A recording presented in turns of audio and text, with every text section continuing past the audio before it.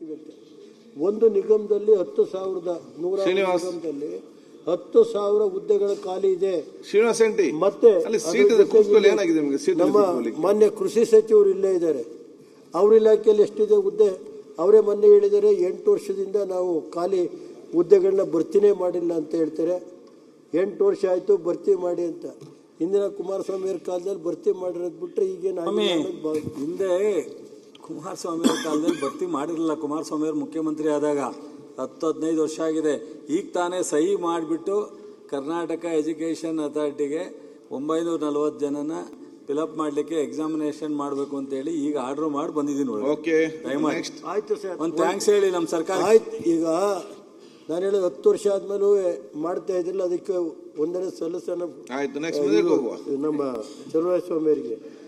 ಅದರಲ್ಲಿ ಕೃಷಿ ಇಲಾಖೆ ತಮ್ಮ ಗಮನಕ್ಕೆ ತರ್ತಾ ಇದ್ದೀನಿ. ಮನೆ ಸಭಾಧ್ಯಕ್ಷೆ, ಸುಮಾರು 4,092 ಹುದ್ದೆನಲ್ಲಿ ಸುಮಾರು 2,992 ಹುದ್ದೆ ಖಾಲಿ ಇದೆ. 60% ಹುದ್ದೆ ಖಾಲಿ ಇದೆ ಮನೆ ಸಭಾಧ್ಯಕ್ಷೆ ಬಿ ಗ್ರೂಪ್ 1ರಲ್ಲಿ.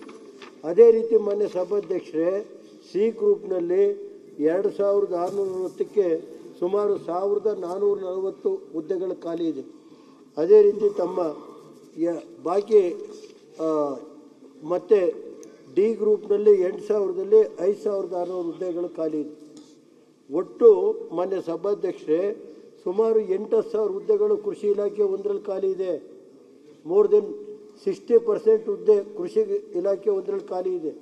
ಕೃಷಿ ಇಲಾಖೆಯಲ್ಲಿ ಇಷ್ಟೆಲ್ಲ ಹಣ ಇಡ್ತಿರಲ್ಲ, ರೈತರ ಬಗ್ಗೆ ಕಾಳಜಿ ಅಂತೀರಿ.